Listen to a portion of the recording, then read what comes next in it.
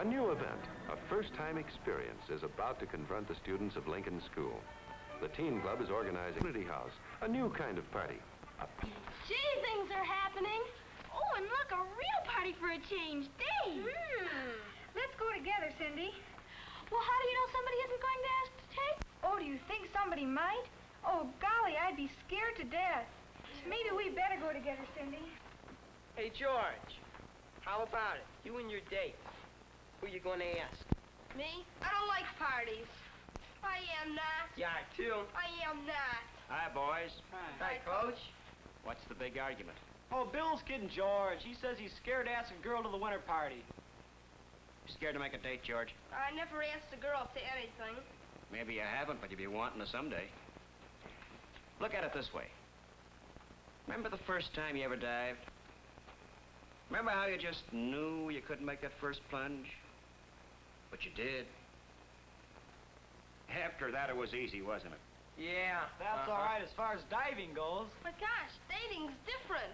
Sure, but you'll want to date someday, George. It's easier here where you know everyone so well. Later on it may be harder. Like taking your first plunge from the high dive. Diving into the social swim is a lot easier than it seems. It's just a matter of following a few very simple rules of etiquette, a matter, too, of having a little courage. After a morning of thinking it over, George decides to take the plunge. Oh, sorry.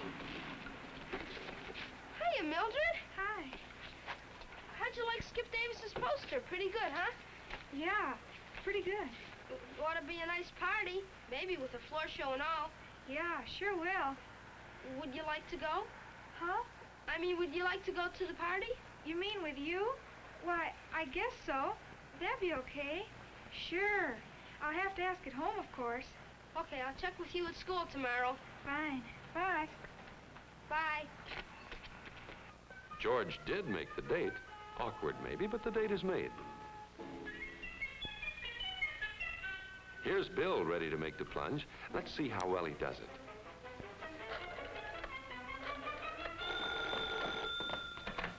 Hello? Hi, Helen. What are you doing Friday night? Yes? Yes? Who is this? Why, it's Bill. Bill Jenkins. Oh, Bill. Well, hello. I was just wondering if you're busy Friday night. Friday night? Why, No, Bill didn't do very well. First mistake, to think that everybody recognizes his voice. Second mistake, is it fair to extend an invitation without telling what it's all about? But Bill seems to realize that he did it the wrong way. Let's give him another chance. Hello? Hi, Helen. It's Bill Jenkins. Oh, hello, Bill. Fine. What's new? Say, the teen club's giving a party in the community house Friday night. Would you like to go with me? Oh, gee, thanks. That sounds like a lot of fun. Yes? Oh, I don't know. Did you know whether or not Barbara's going? I suppose so. Hold it. This is getting embarrassing for both of them. They don't know how to stop. The rule here is that the girl declines or accepts an invitation briefly and then says goodbye. If Helen had been older, she might have handled the telephone conversation something like this. Hello? Hi, Helen. It's Bill Jenkins. Oh, hello, Bill. Say, the teen club's giving a party at the community house Friday night. Would you like to go with me? Oh, yes, thanks. That sounds like a lot of fun. The party starts at 7:30. I'll call for you about 10 after. Fine, Bill. I'll be looking forward to it. Bye.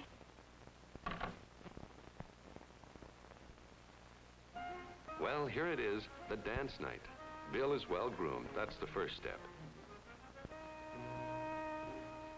His next problem is what to say when he gets to Helen's door.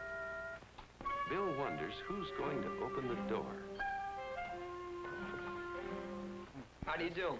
I'm Bill Jenkins. I've come to call for Helen. Oh, yes. How do you do? Nice We've start. been expecting you. Now let's do it again, and suppose that Helen had opened the door. Hi, Helen. Gee, you look nice. Well, thank you. Do you like my new dress? Yeah. Well, come on in. That was a natural. Any honest compliment is tops in date etiquette. Bill, this is my mother. Helen slipped up on her introduction. The rule here is the younger person is always presented to the older person. Try it again, Helen. Mother, this is my friend, Bill Jenkins. Hello, Bill. How do you do? Father, this is Bill Jenkins. He caddies at the municipal golf course. Maybe you've seen him there sometimes. How do you do, Bill? How do you do? Good. And Helen, by mentioning Bill's job, has started a lively conversation. But not every boy is as lucky as Bill. Let's see how his friend Dwight is making out. Dwight here is obviously on the spot. No one is being helpful. What do you talk about in a situation like this, he wonders? The weather? Pictures on the wall? What? The only thing on his mind right now is the party he's going to. Why not say something about the party? The party's going to be fine tonight. There's going to be a floor show. A couple of 8th grade kids are going to get some invitations. There's a good piano player, too. Dwight found a good topic for conversation. You may wonder what to talk about all evening on a date. The secret of easy conversation is getting off to a good start. And here, the girl can often take the lead. My, did Mother and I have a time at the hairdresser's today? Oh, it was so funny. Do you think this is a good start? Hardly. What does Dwight know about hairdressing problems? Now, here's a good way of selecting subjects for conversation. George is thinking about them beforehand.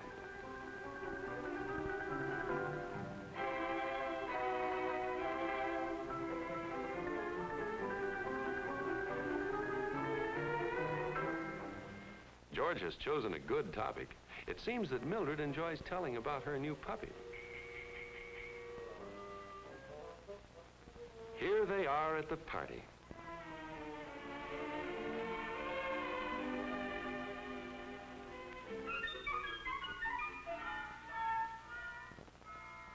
Bill is right on hand to wait for Helen. But poor Joan. Her date, Tom, has committed the unforgivable error of leaving his partner stranded. One of the secrets of having a good time at a party lies in trying to see that others have a good time. And while it's certainly reasonable and fun to relax for a while and just stand around, nevertheless, all boy huddles and all girl huddles carried on too long can get to be a bore. Crossing that wide dance floor and asking a girl to dance can seem frightening, but then so did that first dive. Here's an opportunity for Pete and Morris to break up this deadlock, to make the party fun. It's also a chance for them to add to their skill in friendly relations.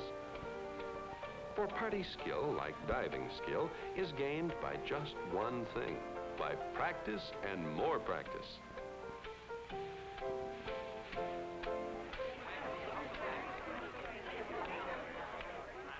An efficient committee helps to make a party a success by thinking of those who are interested in other things than dancing.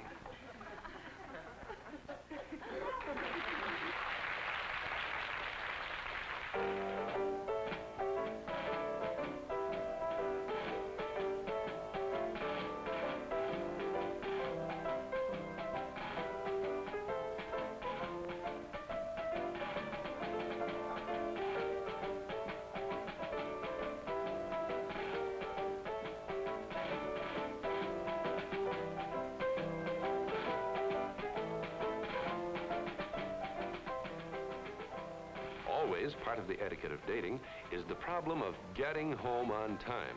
This is the responsibility of both boys and girls alike. Oh, gosh, I better be thinking about my deadline, George. You know parents. I have to be home by 10:15 or else. Yes, we'd have to leave right now if we want to make your house walking. But I made a deal with Bill's dad for a ride. We've got at least another 15 minutes. Oh, fine.